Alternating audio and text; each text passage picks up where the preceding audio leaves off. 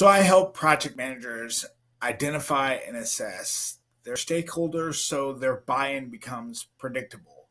It's uniform and it's not volatile according to their level of influence.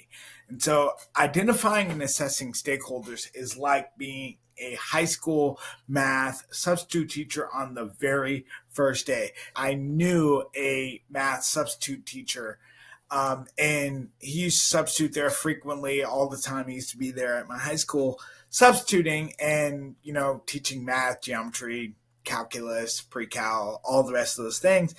And it's funny because this guy looked like he was born in the gym. I mean, just big, strong muscles, very good looking, all the rest of those things. All of the things that high school girls are going to love. Older guy walking in to their classroom, teaching them whatever he's teaching, and they're just watching him and giggling and doing their thing. But one day, a kid went to go write a problem up on the board. He was one of the dorky kids, he tripped and he fell and everybody pointed and laughed, but the substitute teacher was kind to him. He just walked up, hey, you okay? And now while everybody's laughing, this kid's pretty much crying. I think about this now in horror as a father myself, but either way, he's, pretty much sobbing. And, the substitute teacher was very, very kind, didn't treat him any different than anybody else.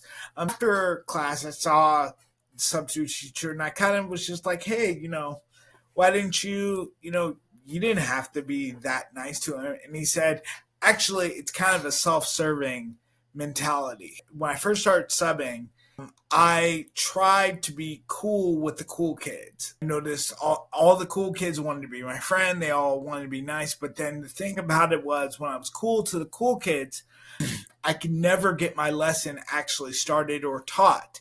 What ended up happening was it would take me 30 minutes to get into my lesson because they were so busy trying to be cool.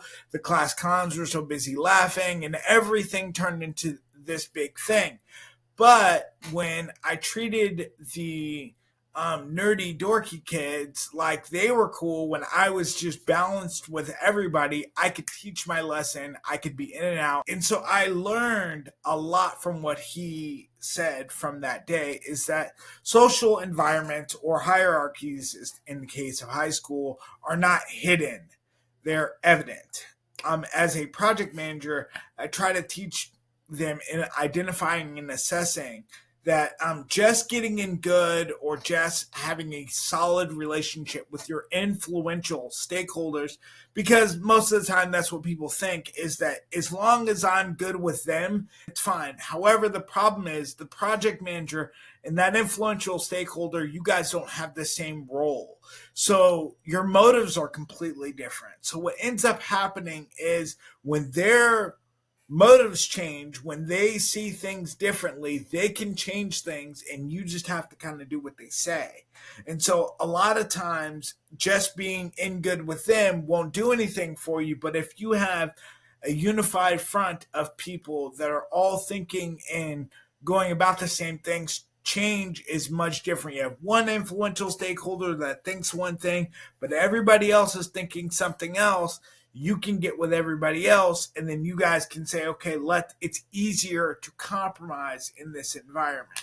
So the one thing that I always try to say to project managers, if you want uniform, predictable buy-in, you need to create a uniform, predictable, and cerebral approach to how you communicate with stakeholders. It has to be the same. It can't be different. It can't be all these different changes. I treat this one guy one way and I treat this one lady the other way.